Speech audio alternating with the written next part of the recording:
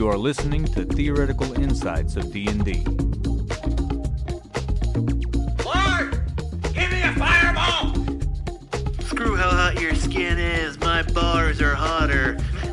Let me tell you what this is. Let me tell you, you listeners, if you don't know what the zombie has packing in his decaying flesh, you shut up, cancer bones. You gonna be a zombie if that cancer doesn't get cured.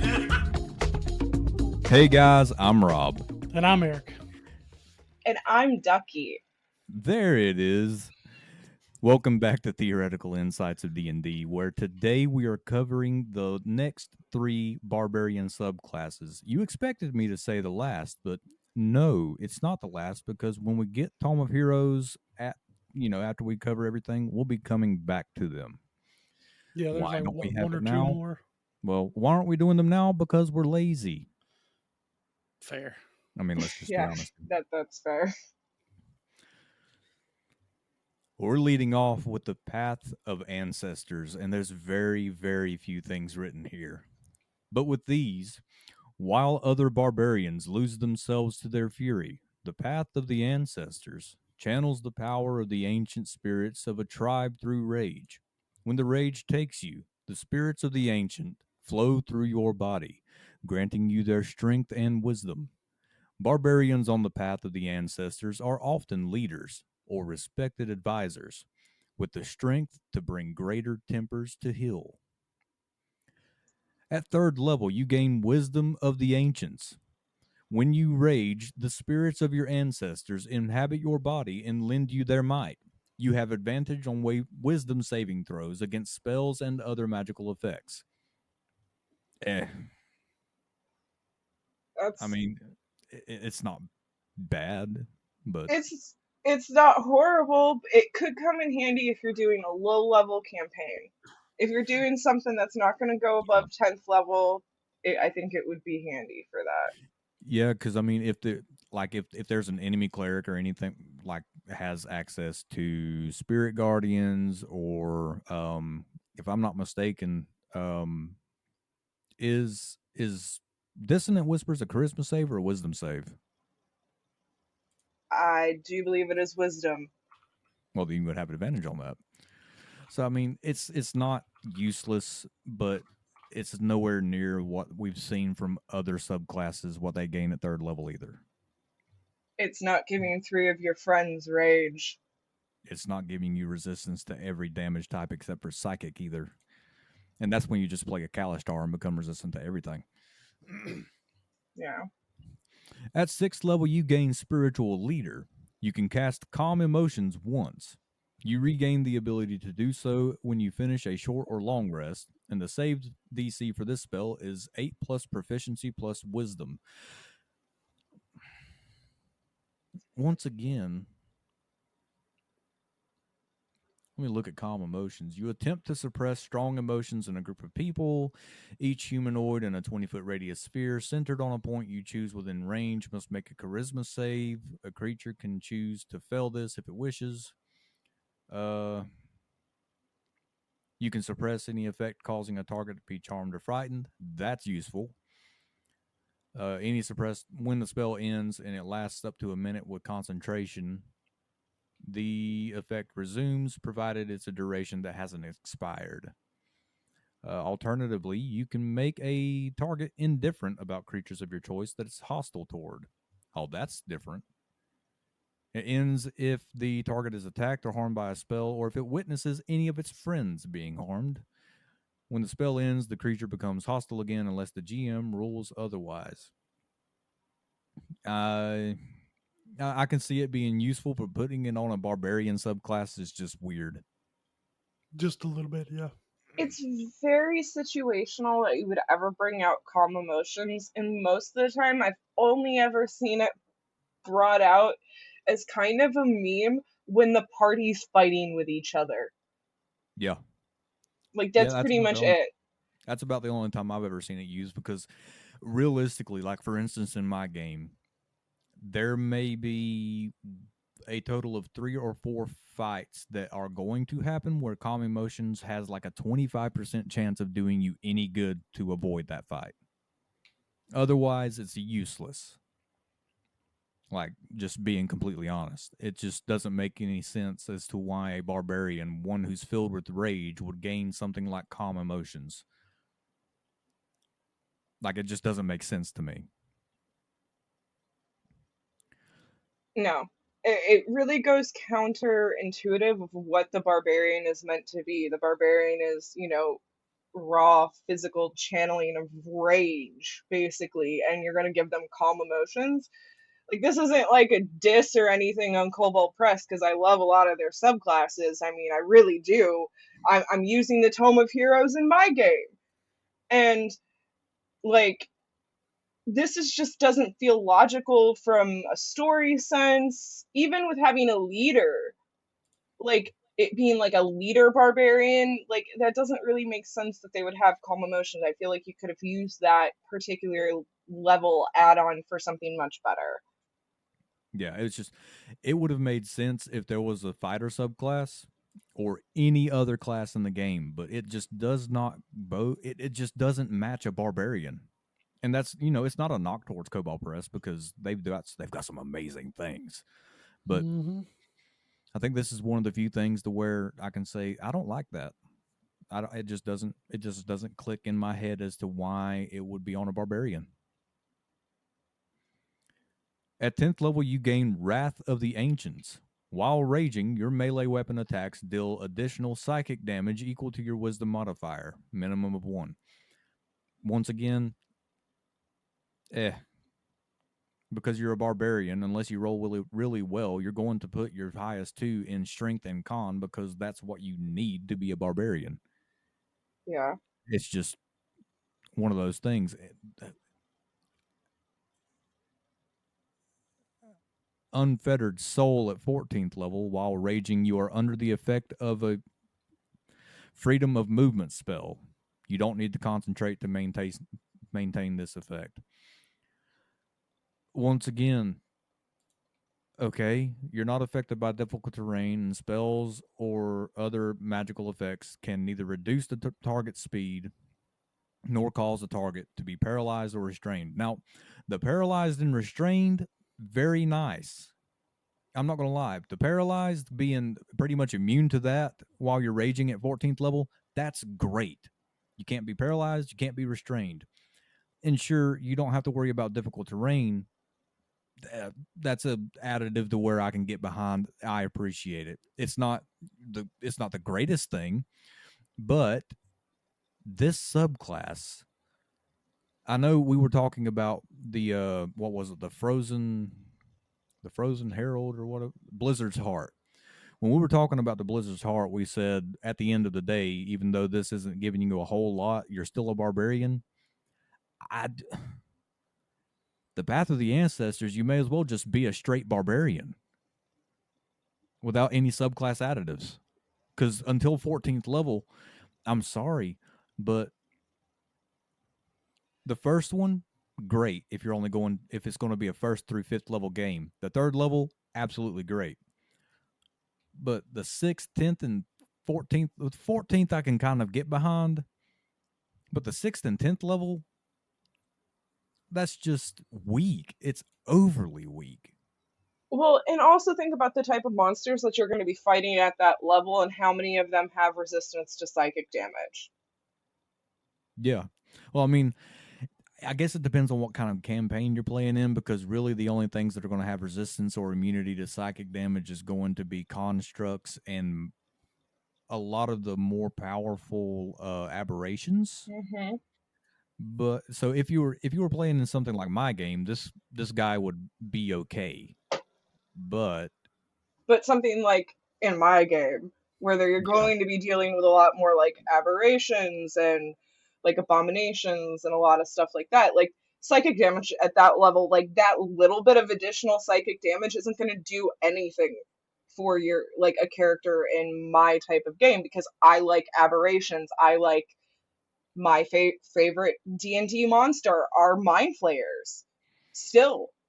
So it's just like it really is DM and game dependent on if this is even going to be a viable subclass for you. And then My personal problem, especially as somebody playing a barbarian that multi-classes, the one good thing that you get from this subclass, really, you don't get to a 14th level, and so it totally takes out the option of really multi-classing into something to really exploit the barbarian stuff that you get, because if you're just getting straight barbarian stuff most of the time, a lot of Yeah, times it's better to multi-class in that case. and by that point, to be able to really use that 14th level additive, you're going to want Relentless Rage to where it doesn't end. So, and if I'm not mistaken, Eric, what level do you gain Relentless Rage at? Let me look it up real quick. It's well after 14th level to Yeah. where it Yeah, it's never way up ends. there. It's I like want 17th. I want to say like maybe even 18th level. Come on, internet. I know 20th level is where it goes to where you can just be in a rage all the time and you have unlimited uses. Relentless Rage is level 11. Okay. So, Persistent Rage is 15th. 15. Okay, so you'd have to be at least 15th level barbarian to really get a good use out of Unfettered Soul. Yeah. This is just not a good subclass. It's not. And like it would probably fit into certain settings. very much so. Yeah. Especially if you want to play a more like, this is going to sound counterproductive and counterintuitive, but like a knightly barbarian. Yeah. But that's another one of those things to where I would only take it to at least, I would probably take it to at least 15th level to get the 14th level additive and where I could be in rage for the rest of my life. But I would multi-class it with a fighter or honestly, a cleric. Cleric. I was going to say cleric or paladin would be good with it, truthfully. Yeah, it's just the only thing that sucks about that is whenever you're raging, you can't cast spells. So there goes your smite, there goes your healing. So you're going to have to go fighter. Or rogue. I always suggest rogue for people. Right, or druid. Tally. This would honestly be like a good multi-class with a moon druid for wild shape. I could see that being viable because you're already going to have the wisdom to multi-class up into a druid, and your druid stuff depends a lot on your wisdom. So, I mean, if you wanted to do 5 levels into moon druid, you're not going to get the coolest stuff that moon druid would have to offer, but it would make a very viable, I think, 20th level character. But taking the straight 20 levels, I don't know if I would. No, the two of you and everybody that listens to this knows how I view the Warlock. I like the Warlock as a splash class or a majority class, but don't take them straight 20th level unless you know you're going to be safe the entire time, because otherwise you're in for a rude awakening. This subclass for the Barbarian, technically you would be safe, but you're not going to be having much fun. No. I think because there's not much added to the original Barbarian class. I mean, you can kind of say that a little bit about several of the Kobold Press Barbarian subclasses, that they don't add a whole lot. But, like, look at the Herald, and this is the only one I'm bringing up right now because it's the one I play. You can flavor a lot of stuff. You can do a lot of stuff roleplay-wise, story-wise with that type of thing. Plus, you have the healing. You don't really get any of that. You get, like, a little bit of psychic damage, and you get some charisma, not charisma or wisdom saves or whatever like wisdom that was. Saves. Yeah, wisdom saves, like, Well, even to bring up one we just covered in the last subclass review, the if it'll load, the Path of the Dragon. Yeah. Path of the Dragon blows this out of the water. Yeah. And that's got just as much, if not possibly more, backstory and roleplay potential, depending on the game setting, than the Herald does. And that's one absolutely. Of the heaviest hitters. Absolutely. Like, so far, the winner of the Barbarian subclasses overall for me has been the Dragon. And that's including the one that I play. Well, I've got one that might just get to the same level, because I just looked at the next one we're covering, and that is the Path of the Hive Tender. Now, it does come with a prerequisite, but I can get behind it because I want to play one of these guys. So, The bear folk of the northern reaches are renowned for their use of beehives as sources of sustenance and defense. Among the most powerful of these northern bear folk warriors are the hive tenders. Their deep connection with the primal magic allows them to summon and control swarms of magical bee spirits who aid them in defending the tribes. Yes! Give me my bees. So, are you just gonna make Winnie the Pooh? Pretty much.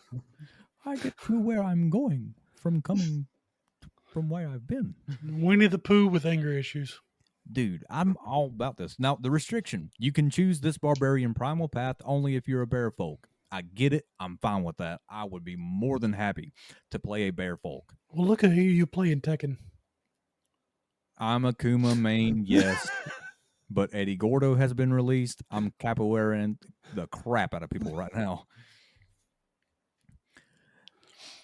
At 3rd level, you gain Honey of the Bear Maiden. I'm sorry, but that's so much cooler than any title given to the ancestors. You can forage for 1d4 servings of blessed honey each day. To forage, you must be in an environment where bees are naturally found. A creature can use its action to consume 1 serving of blessed honey. Each serving of blessed honey can have one of the following effects. Golden. Non-magical light sources you are carrying do not shed dim light. Instead, they shed golden, bright light to the limit of their range until the end of your next long rest. That's really cool. I mean, for a Curse of Strahd game, that's awesome. Yeah, I guess. Or an Underdark campaign. An Underdark campaign this would also be very viable for. Look, Yeah. if you have human companions that don't have goggles of night or any feats for dark vision, that's great. Listen, just because a lot of my characters here lately have been human, Well, can't see in the dark. That's my entire point, because both of my characters in Ducky's game are human and Yeah. they don't have dark vision. So my cleric took a gem of brightness to where he could have something similar to this. Hardy. You recover 1 additional level of exhaustion after you finish your next long rest. And the honey provides you with enough nourishment to sustain you for 2 days. Okay, that's pretty cool. Smooth. Smooth. A single bee escorts you. Okay. A single bee escorts you until the end of your next long rest. You can use a bonus action to command the bee to sting 1 creature within 30 feet of you for 1 piercing damage. The bee dies after dealing this damage.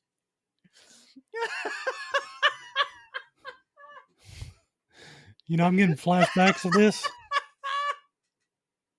That is the greatest. I can just hear this barefoot now. Right, get over there and sting him on the neck. Is the warlock allergic to bees? Oh, that is the greatest thing. And sweet. You exude a sweet floral aroma until you finish a long rest. While exuding this aroma, you have advantage on animal handling checks when interacting with beasts of an intelligence of 3 or lower. Dude, that's outstanding. A creature can benefit from only 1 serving of blessed honey at a time. Once you use this feature, you can't use it again until you finish a long rest. That's fine, because Honey of the Bear Maiden is absolutely fantastic. The first 2 are great. The second 2 are more flavor. Well, Winnie the Pooh be busted. Let's just be real. Winnie the Pooh be busted. did you get to hear Smooth, Ducky? No.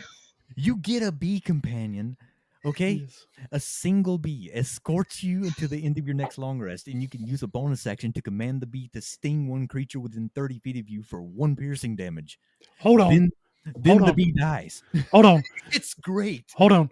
Coat the bee in purple worm poison. And what if you have like allergies be a factor in your game? You know, you can assassinate the BBEG who didn't know he was allergic to bees. You know, I would try that. I may have done that in the Dribble 6. Yes, that's where actually. this is giving me flashbacks from. Oh. Where Formir turned into a, was it a wasp? He turned into a wasp. And then because went and stung the warlock.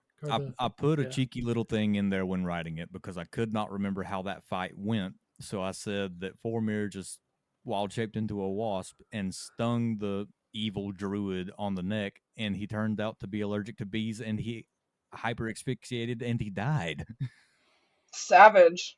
Now And then imagine the if Formir was coated in purple worm poison. and then the narrators chime in. It's like, there's no way that actually worked. And I was like, no, it's not like the person who wrote this forgot how the fight went, so they just made something up off the top of their heads to fill in the space. I mean that doesn't sound like you at all. No, I'm completely prepared at all times.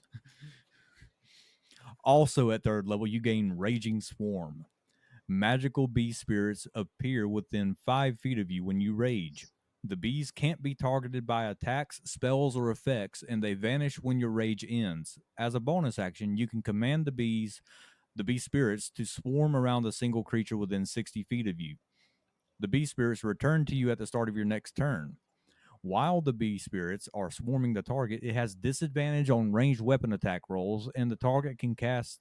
And if the target casts a spell with a somatic component, it must succeed on a con save or fail to cast the spell, losing the action but not the spell slot. And the DC for that is yes. The DC for that is 8 plus proficiency plus Constitution modifier. Yay, Constitution! Yay! It's about time something showed up like that. Okay, already so much better than the Path of the Ancestors. So, I don't know if you ever unlocked it, because we were talking about Dragon Age before we started recording a little bit, and in Inquisition, there is a grenade that you get called Jar of Bees. I have used it. It is my favorite one in that entire game. I use it all the times. This is Jar of Bees in D&D. Basically, this is you can be a crazy bee person just yeeting bees all around the field, but in D&D. These are bee spirits too, not just bees. I know, magical bees. Guys, which kind of makes it better. It gets worse. Or better. Defensive formation at 6th level. While raging, you have resistance to poison damage and can't be poisoned. If you are poisoned when you enter your rage, the effect is suspended for the duration of the rage. That's insane. You could already be a dwarf. Well, no, you can't because you're a bear. Damn. Yeah, you got to be a bear. I mean, it is what it is, but I mean, you're a bear. You're a bear. You are Davy Crockett's worst nightmare. You are a bear. You are like Yogi Bear on steroids. Like, you are on a rampage to find your picnic basket. Hey, boo-boo. Hey, boo-boo. Picnic basket. At 10th level, you gain Upon Buzzing Wings. Okay? You can use a bonus action while raging to command the bee spirits to lift you into the air. If you do so, you gain a flying speed of 30 feet until the end of your turn. So, dude, this is crazy. Oh, this is a great subclass. Insane. This is amazing. Like, I am in love with this subclass. I want to play a bear folk. This is a great class. I can't even talk. For the right world, this would be so much fun. Like, you can go real serious with it, or you could just be a total meme, and it would be great for both. Well, just think of this, okay? So, you're standing on a battlefield. You are a bad guy. You are not the BBEG, unless you're, just some kind of powerful wizard or whatever. The next thing you know, you hear and you look up, and an 8-foot tall bear folk drops out of the sky, splitting you in half with a great axe. Just rah! I mean, that's my personal worst nightmare because I'm really allergic to bees, but This is great. Oh no. Eric. What? Bees for teeth. At 14th level, you can Please use a do bonus. tell. At 14th level, you can use a bonus action while raging to make a bite attack.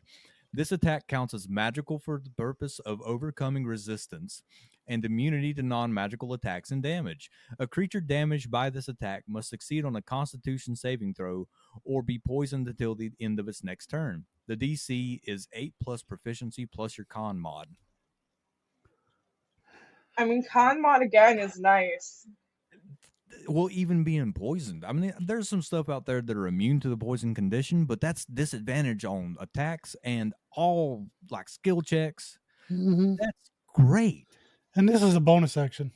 What does the Bearfolk race give you? Oh, let's go look at this big feller. You got a +2 to strength mod. Great. Your age is around 80 years. Okay. Over 7 feet tall. Your size is medium. 30 feet of movement. They also have a bite. Is D6 plus strength. Natural Right. armor is AC of 13 plus dex. On top of the barbarians, or you yeah. can just take the barbarians on armor. Does it have powerful build? Yes, it does. Oh. Bet. We have All found day. the best barbarian All sub- day. They have Earth Sign Talent, which is proficiency in athletics and perception. Yeah. And there are 2 subraces, Grizzlehide and Purifier. Okay, what's the Grizzlehide? The 'Cause I'm all about Grizzlehide it. adds a 1 to con, and you get Bear Hug. When you take an attack action, you can make an unarmed strike as a bonus action.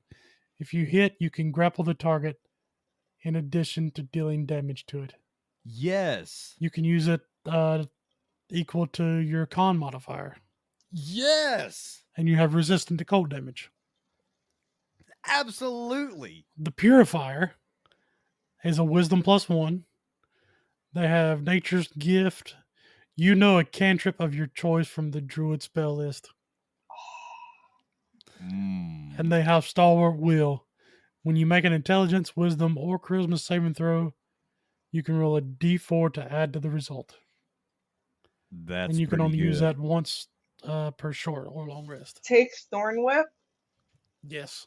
and then like you can bring the people closer to you and just chomp, basically. Go And Thorn nuts. Whip, pull, bee bite. Yep. No. Yeah.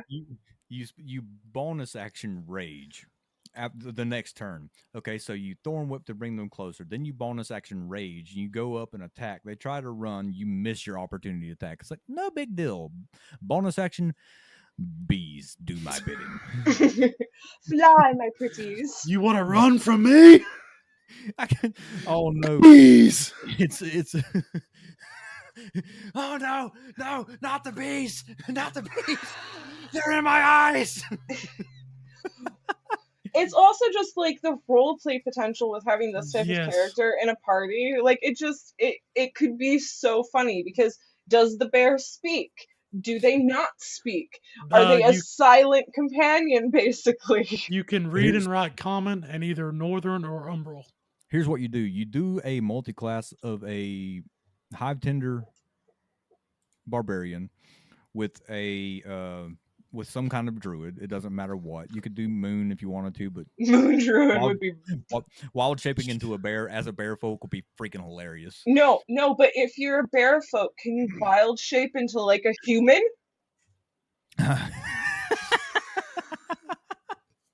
I would allow it. Like you take a few levels in Moon Druid so you can wild shape into a human so you can be disguised and go into the cities. Well, then you put him. You and your best friend go into the game, and he makes a fox folk or whatever that. Yeah, the Kitsune. Kitsune. Who is a ranger rogue multi-class, and then you go walking through the woods, and all you hear is Robin Hood and Little John are walking through the forest. We're definitely gonna have to do a Robin Hood. And then throw in like a tabaxi monk. I would need Friar Tuck. We're gonna have some rabbit folk. Taxes? I'll show you taxes. Dude, That's it. I'm writing a Robin Hood game. Okay. I'm writing a Robin Hood game. Let me know now. when it starts. I'll be there. It wouldn't In be the about most 5 years. absurd one that we've done yet, probably. No, it wouldn't. That subclass is.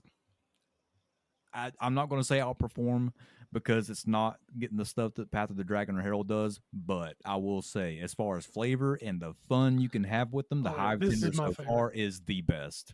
It's up there on the chaos scale. Like, you want a Absolutely. barbarian to like The amount of utilize chaos, chaos. yes. Yeah. If you want to it'd be just so show up to session with a crap-eating grin on your face, play this one. Like session 0, everybody's getting around the table. You sit there with your papers in hand, shit eating grin. Just I'm playing a Here. bear. No, you know how I some have- people, when they go and they play in-person games and stuff, they like bring little stuff that represents your character. Just bring a teddy bear. Just like bring Yes. a teddy bear and sit with the teddy bear in your lap while you like play the game. Yes. Be like, this is my character. It would be Same. even better if you find one of like the mini teddy bears that's kind of to scale, you know, the ones that I'm talking about, and then that be your mini. my Here's the daughter problem. has about 1,000 teddy bears. I'll go pick one out. I would immediately name this man Kodiak just because No, it's poo. I can't walk around being called poo. No, AKA like, Bob. no, Bob. you just gotta be like Bob the bear. Yogi. You just gotta be Yogi or something like that. I'd be fine with that. Well, what's next is Yogi's evil twin brother. This is the path of the Shadow Chewer. Is this Boo Boo? Bear folk who live in their enclaves of light in the shadow realm keep the darkness at bay thanks to their god's green magic. When the shadows gather too close to the borders of their land, the bear folk call upon the wild warriors known as the Shadow Chewers. These fearsome heroes bring tooth, claw, and radiance to bear against the darkness. I see what they did there. That I love a good pun. That's such a dad jokey pun. They get point. This subclass gets points because of puns alone. That is so funny. To bear against the darkness. Guess what? You're a bear. As a father, I give this 2 thumbs up. Oh, and you can only play a bear folk with this one, but that's fine. So, Bear Teeth. folk is fine. Teeth of the Sun. Another awesome name. Okay. When you adopt this path at 3rd level, your bite's damage die is a d8. At 7th level, your bite attack counts as magical for the purpose of overcoming resistance and immunity to non-magical attacks and damage, and your bite's damage is a d10. At 11th level, your bite's damage is a d12. Hold up. See, I've played I've played vampires before, and the one thing that frustrates me about playing a Dampier or vampire is your bite doesn't scale with you as you level. The fact that your bite scales with you with this subclass alone makes me happy. It makes my gremlin brain happy. For a druid to wild shape into a brown bear, they get a D8 for their bite as well. So this is just an automatic wild shape druid bite. But with barbarian resistance. And it goes up. rage. Do you realize you can go completely unarmed as Yes. this subclass? Yes. And just bite? Because Because that would the add your bite- strength mod. Well, Mhm. the bite is an attack, and because you can, by 5th level, take 2 attacks per action, you can Oh. bite twice. Dude. Y'all this know is what I would already do. great. Y'all know what I would do. Buck Multi-class naked that with bear running rogue. through the forest. Rogue. Oh, God. Make it a rogue, and so their bite attack got sneak attack. Hey, this is just Formir, because remember Formir ran into the freaking For real. the bandits as a bear and Yeah, scared them all? This is just Formir, but better. that's true. I gave him rage that time too. Yes, you did. Formir was a barbarian bear folk for a few minutes. Hold up. I just read that. Okay. Continue, good sir. Choose Shadows. Also at 3rd level, yeah, you're getting 2 things at 3rd level. You are imbued with radiant power when you rage. While raging, you shed bright light in a 10-foot radius and dim light an additional 10 feet. This light is immune to the effects of magical darkness and can't be dispelled. Oh, that's You so However, shed nice. bright light. Yes. So you are a However, it can't pass through solid objects and otherwise behaves like normal light. That's not the kicker. In But addition, it in would go through arms hunger of Hadar. it will go through hunger of Hadar darkness. Any magical darkness cannot get rid of this. That's In so nice. addition, while raging, you can choose for your bite attack to do radiant damage instead of piercing. of course. I'm done. So you become I'm sold. a very aggressive nightlight. Now this, I know we said the other one in Curse of Strahd because of the light, but this in Curse of Strahd. Yeah, Oh, what are those teddy bears that when you squeeze them they light up? both in Curse of Strahd. This is what this but very aggressive.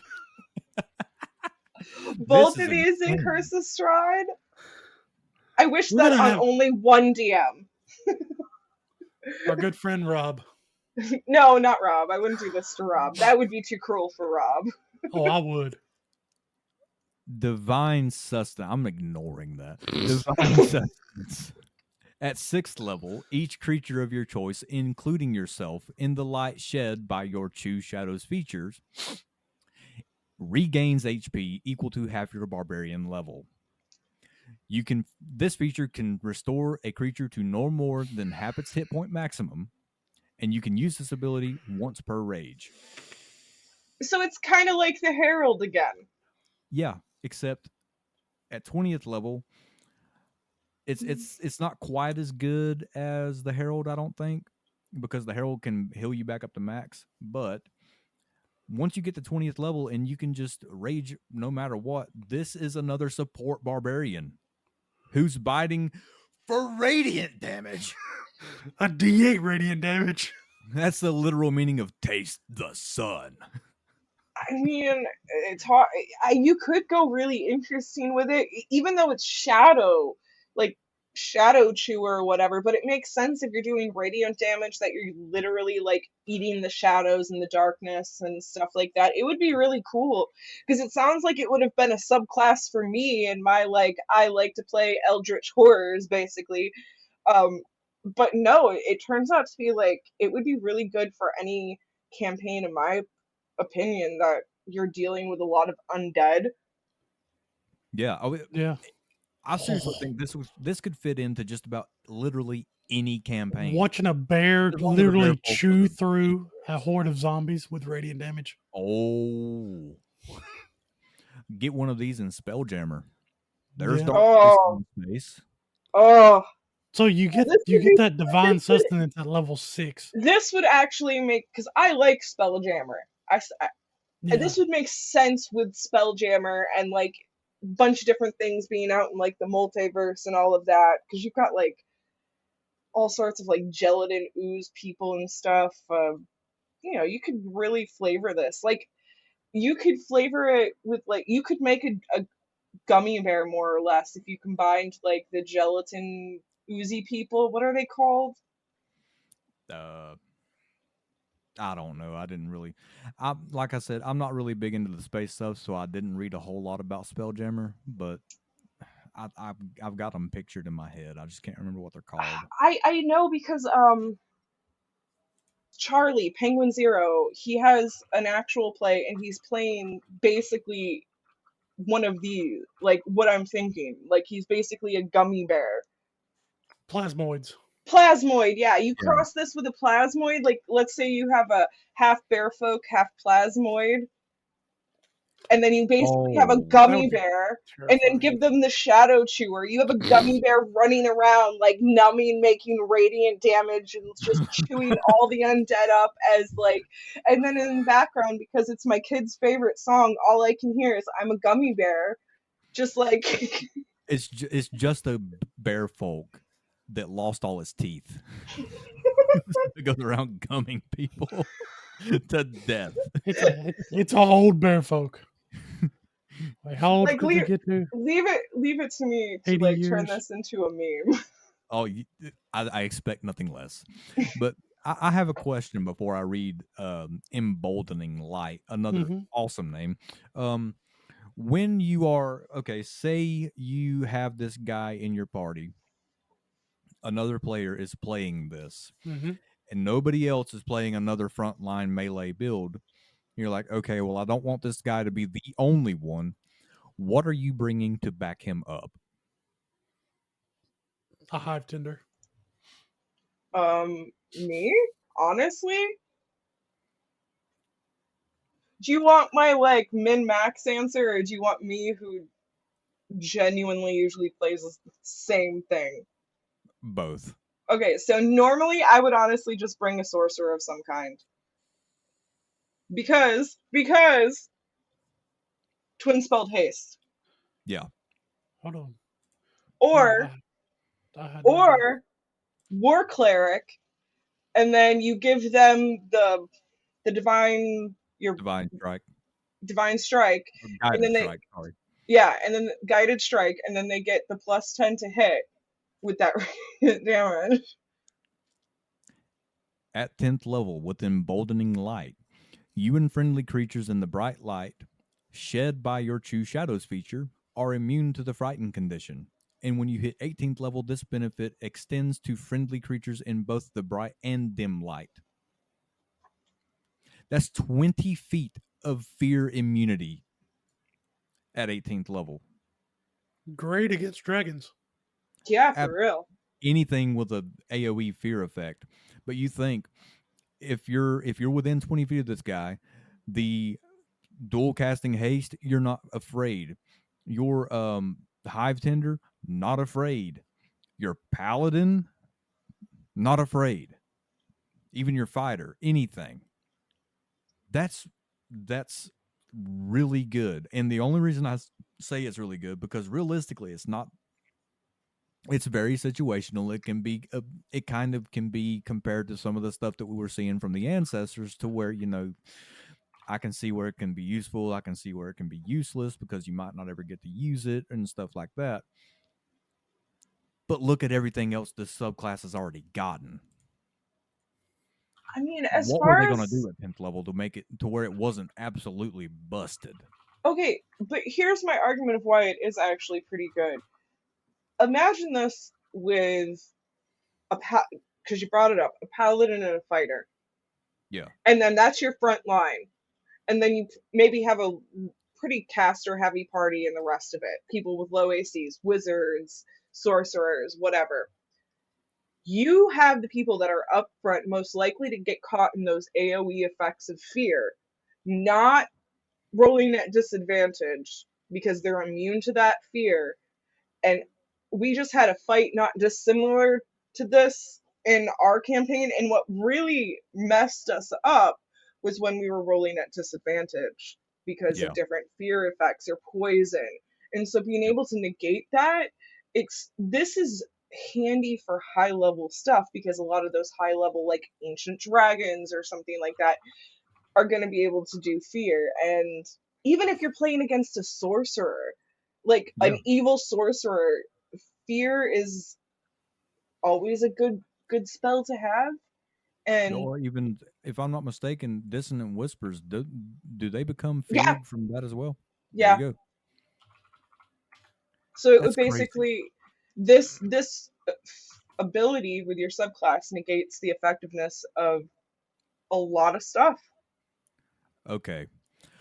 I have found the coolest name out of all the barbarian subclasses. This is the coolest. Rage of the Roaring Sun.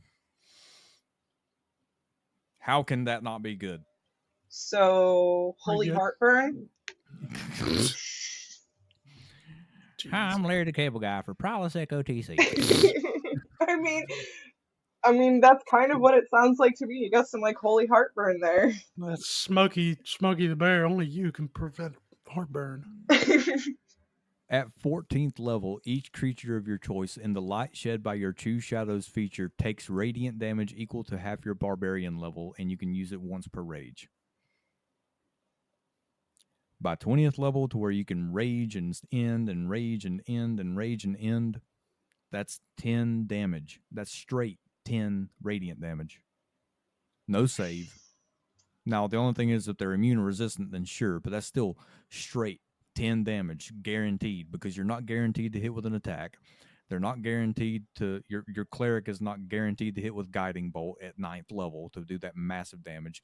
Your druid or cleric or shadow sorcerer or what is it, the Grave Lord sorcerer is not guaranteed to hit with their 5th level inflict wounds and crit or whatever like they want to. So this is guaranteed damage. That's awesome.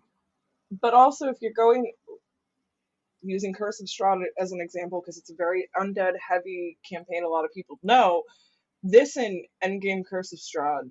Yes. Because radiant damage doubles against a lot of creatures because they're vulnerable to it in that setting. So instead of doing straight 10 damage, depending on your DM's ruling, and I would rule it as, yeah, this doubles, you would do 20 damage, easy peasy lemon squeezy. And it doesn't seem like a lot, but if you do that every single round, that ticks it down.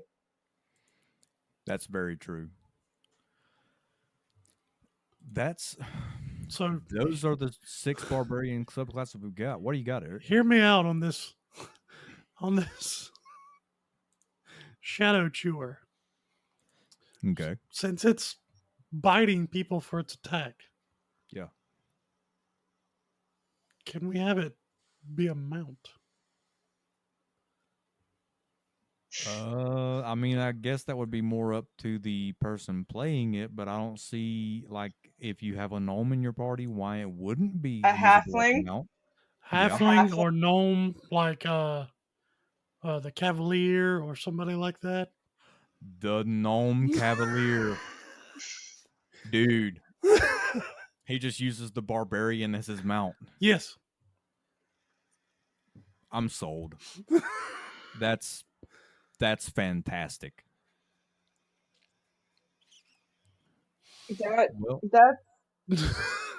That's special.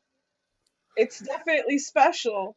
See, I was gonna go for the memes and go for kobold, but they've got sunlight sensitivity, and being on a glowing bear might not be the greatest thing for them. No. Probably not. We've talked about all 6 subclasses that we've got access to as of right now. So now we rank them. Rank them on how good they are or how cool they are. Both. Or the memeage. Both. Because realistically, if it's good, then it's cool. And if it's cool, then it's memeable.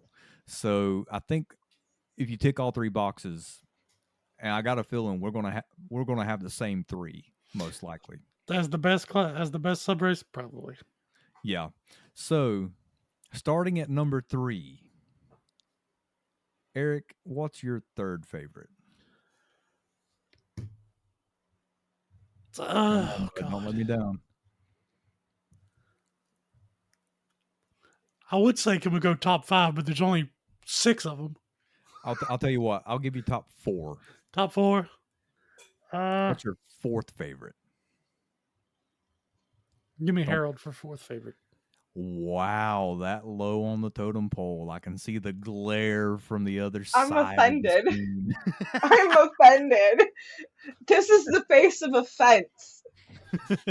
But hear me out.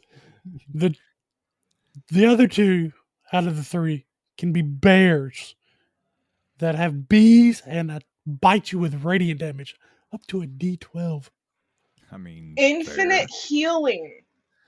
With the Shadow Chewer, you get healing too. Not as good. Not as much, but but health. Okay, Ducky, what's your 4th? Shadow Chewer.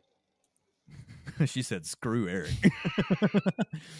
The healing's not as good as the Herald, and I'm basing this on like usually the type of parties that we're in are not a dedicated healer party. Having party usually it's not common. So having somebody who at a high level can do near infinite, who only can do half your health. Yeah, but you got to be high level. The Shadow Chewer is level 6. Listen. listen, this is my defense, and I'm defending the subclass I play. Thank you very much. Like, I'm defending my girl. Like, this is Tally's honor right now. Listen, I know more because I've never played a barbarian for more than 3 sessions. Yeah, Wow. totally. But no, I think it's a very thematically cool subclass. I think you can do a really cool build with it. You can do really fun stuff with it. It's only fourth versus not third because the fact that you can do healing with it, but you can only heal up to half of the party member's HP. And I feel while it's really cool and it is viable, especially mid-game stuff, just for what I like in a barbarian, I don't know if I necessarily would play it, so that's why it's fourth. You guys are going to think I'm a fool for this. Well, I mean, it's not just for this. Well, I mean, fair. Number 4 for me is Path of the Dragon. How dare Excuse you, me, sir? Excuse Number me, sir. 4 is Path of the Dragon. How dare you, sir? Even Tackleberry got have- up on that one. I have my reasons. And they're wrong. Zevran has turned away in offense to you right now. That's fine. I don't really like cats. Well, he don't But really like you you. love my dog. You love Tackleberry, and he got offended by that. Well, he's kind of annoying, so it's fine. Listen, he's a puppy. No, the Path of the Dragon has a special place in my heart, but in my defense, it is not Path of the Totem. In my defense, it's That's not 'cause Path it's- of the Totem. it's Totem Path is not of the even in Dragon. this same thing. No, it doesn't do the same thing. You only get resistance to one extra. Path of the Bear or Totem of the Bear gives you everything except for Psychic. Now, the Path of the Dragon, where you can fly, depending on, if your armor is good for it, and you get technically +2 to your AC. I was looking at that in Tome of Heroes at some point. You get +2, not just +1. That's great. I prefer Totem Warrior. Well, okay. What's your number 3?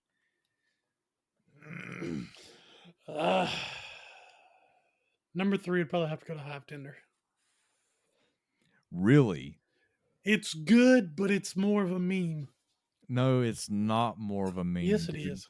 It is not more of a meme than it is a usable subclass. It's usable, but the Hive Tender is more of a meme than... Yeah. Nah.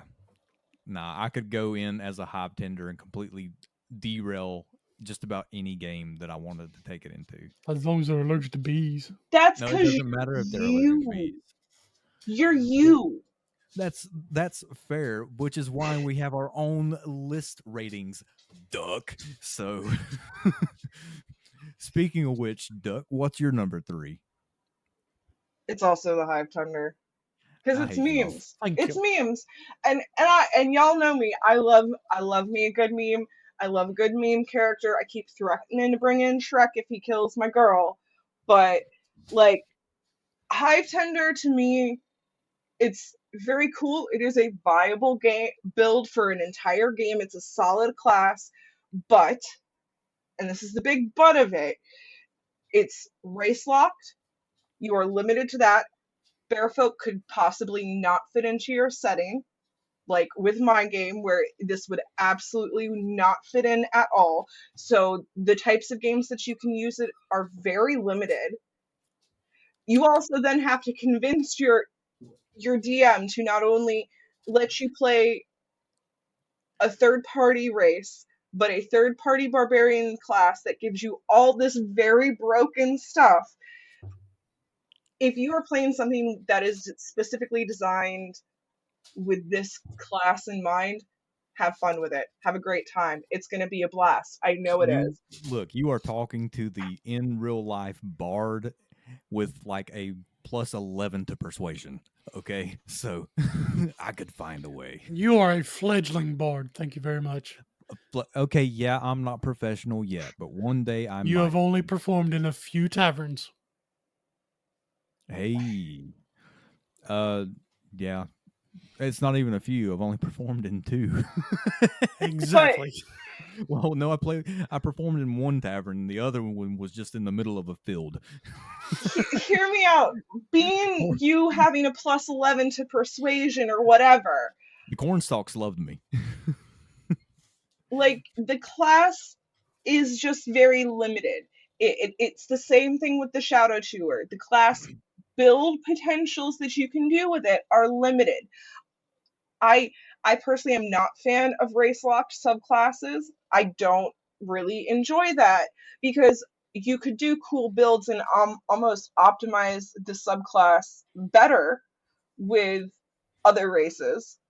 Well, see, that's when you just go in and say, "Hey, I know that the hive tender is locked to only a bear folk, but my half orc farmer background was raised on a bee farm in his backstory. Could I play the hive tender?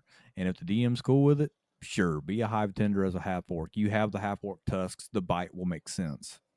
You know, It's just one of those things that it's just like if we're going as written, my number that's 3 is kind of Shadow Chewer.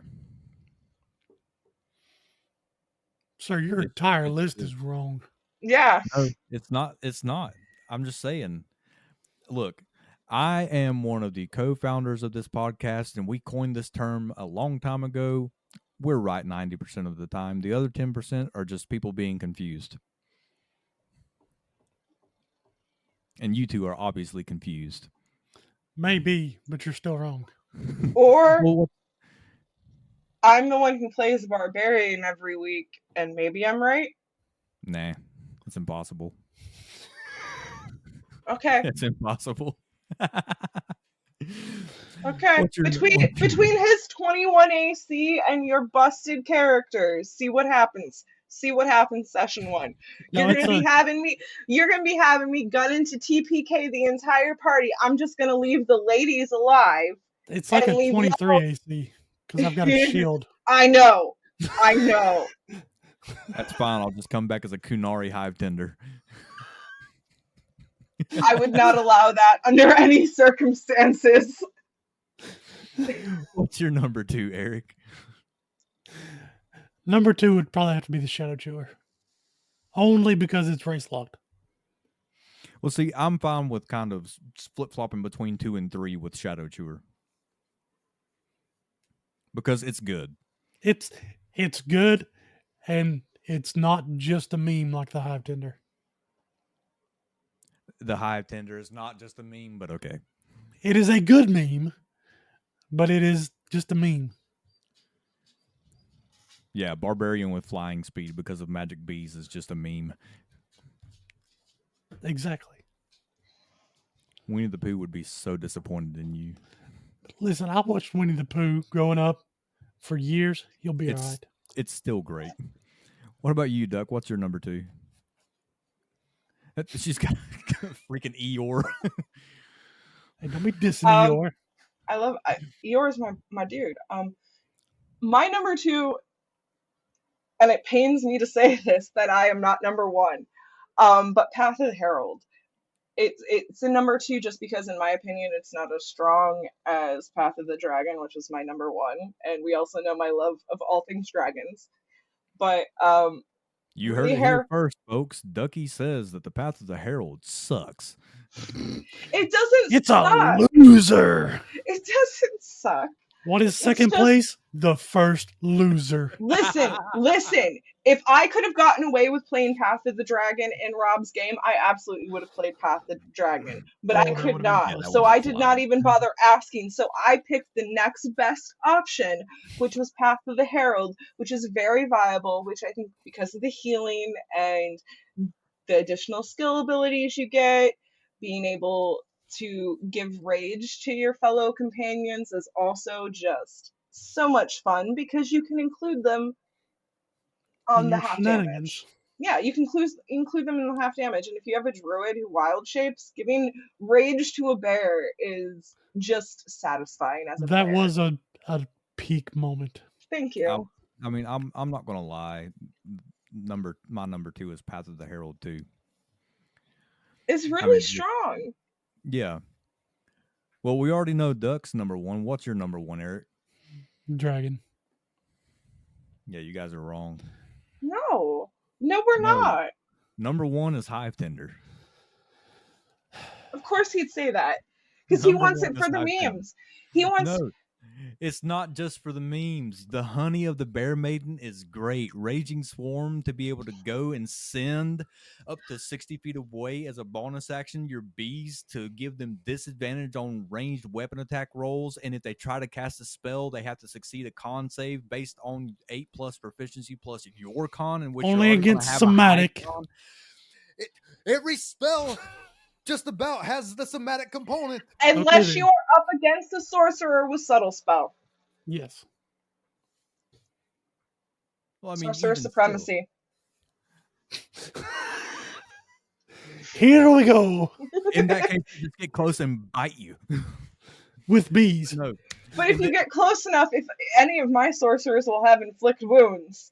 And then I'll just, if I don't like the way this going up close, I'll just have my bees give me a flying speed of 30 feet. I'll just screw off to the top of a tree somewhere. You'll make a flying Fireball. disc of bees and You, float you, off. you know what bees really don't like? Fire.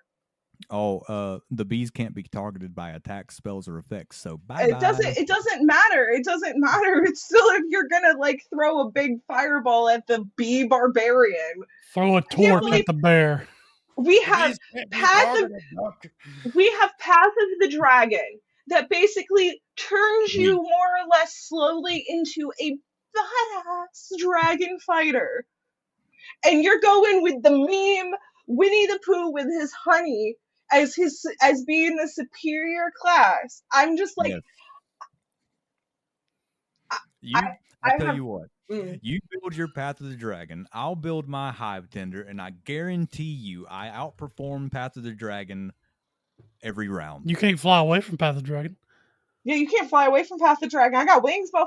Why would I want to fly away from the Path of the Dragon? I can just stand there. Doesn't your Path of the Dragon also get a breath weapon? If I remember correctly. Yes. Yeah, it does. 60-foot comb. Yep. Dex save, Mr. fine. Barbarian. That's fine. Unarmored defense is based off of dexterity and constitution modifier anyway, so you want to have a good dexterity as a barbarian to begin with. Yeah, and you want to have a usually good want to. strength and a con and a dex. You gonna have three main stats as a barbarian? And Yeah, you have to. wisdom for the Hive Tender. Do what? You do need some wisdom for the Hive Tender, if I remember Yeah, you correctly. need wisdom. So you gotta have four you main don't stats. absolutely have to have it because that was a Honey of the Bear Maiden where you just have advantage on animal handling checks. That was the ancients, or ancestors. Oh yeah, you're thinking about. the ancestors.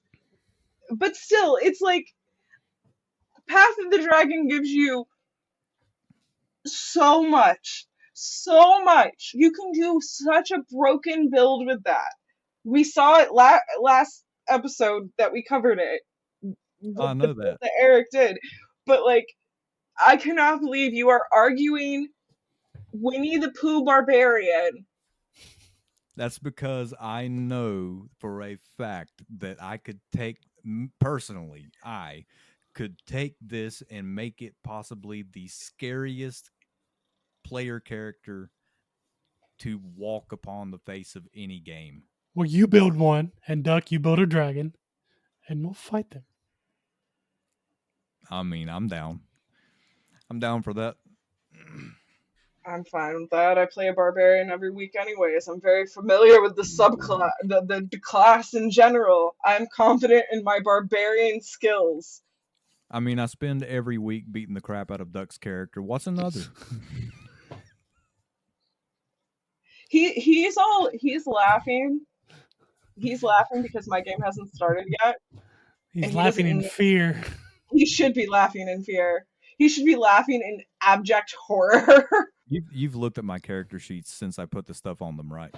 I looked at them before I got on here. Okay, so you know what I'm capable of. Listen, y'all have already got a debate on cleric and sorcerer. Why not just have two barbarians duke it out doing the same thing? Well, in that case, my barbarian would win because literally all she'd be able to do is subtle spell, counter spell. That's all. No, you have your cleric and sorcerer debate, Oh wait, and no, then no, you no, have the no. barbarian fight. I can win this right now for the cleric versus sorcerer. You know what spell sorcerers don't have access to? Inflict wounds. You know what inflict wounds is? It's a cleric spell. It is. Deed done. You can But always take a feat for that. one simple feat solves all of that. All you have to do is take Shadow Touch, which gives you a +1 to your charisma and access to level 1 necromancy spells. Dear And Ducky, we're not talking about what is feats. inflict wounds? A level 1 necromancy spell.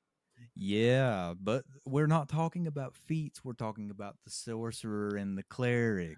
And we're talking We're about a talking level. We're talking about a fight between a sorcerer and a cleric. Plus, No. We're not if I talking about a do fight. remember, We're if talking if about we're talking about fight between the two, like the cleric is obviously going to win because they have medium armor yeah, proficiency off the get, and sorcerers have no armor proficiency. But and heavy armor proficiency depending on the sub or the domain. yeah, but like I'm just saying, like a dragon barbarian. I'm sorry if with if you roll good stats, you know how to play a barbarian well. You can play a straight level 20 dragon barbarian and it will be busted. Oh yeah, Busted. But yeah. you have to like know how to work barbarian stuff. Like you have to know like you have to make the choice of whether or not you're going to take that medium armor for that AC boost or are you going to stay with unarmored, defense thing. Well, see, that's the thing about the barbarian, though. Outside of the Path of the Ancestors, every barbarian at 20th level is that way. Path of the Dragon, really what sets it apart from the rest is the breath weapon. Yeah. And that's really it. If you put a Path of the Dragon against a bear totem, the 60 bear foot totem is going to. cone. Well, it's a 60-foot cone, but the bear totem is automatically getting resistance to any kind of damage that you can spew from your Path of the Dragon. So that's a leg up. That's a leg up in it. So, I mean, realistically, if you want our honest advice, play any of these except for Path of the Ancestors. Yeah, pretty Pretty much. much. Even the Yeah. ice warden or whatever it was, the icy one, basically the icy storm herald was cool. Like that could be Yeah. really cool in specifically I think an Icewind Dale campaign. If you want to be useful in any game, play any of the base Wizards of the Coast subclasses, or Blizzard's Heart, or Herald, or Shadow Chewer. If you want to, absolutely wreck a campaign and be the strongest thing out there, play Path of the Dragon. If you want to go into a game every week with a smile on your face, keep that smile on your face throughout the entirety of the session, and then leave with a smile on your face, you play Hive Tender. Because there's no way you can play a Hive Tender and not be smiling the whole time you're doing it. Fair. Because it Fair. is, to be fair, it is the most fun subclass out of all of these, including the originals. Because it's just so much you've got going on, and all of it is useful and comedic Yeah. to a certain extent. And after our tirades, I hope you enjoyed. Be sure to tune in the next episode as we cover our top creatures for CR 17. Yeah, we're getting on up there in the CR Lord, list. Yeah. Remember, And- a top 5 list for Yeah, celebrities. Yeah, when we are doing a we will be doing our Daggerheart review here in the next few recordings. We are way ahead of schedule, luckily, thanks to Zencastr. Big shout out to Zencastr. Anybody that's thinking about doing a podcast that has a busy schedule, Zencastr has helped us out. Well, we're not sponsored or anything. Zencastr, wink, wink. We'd be fine with one, but it has helped us out tremendously, so we are way far ahead. This isn't going to be uploaded until May 18th. So we're sitting great right now. But we will be doing a Daggerheart full review I believe Amanda, aka the wife, is going to sit in for that one as well. So, in the meantime, thank you for listening. Keep rolling high, and we'll see you in the next one.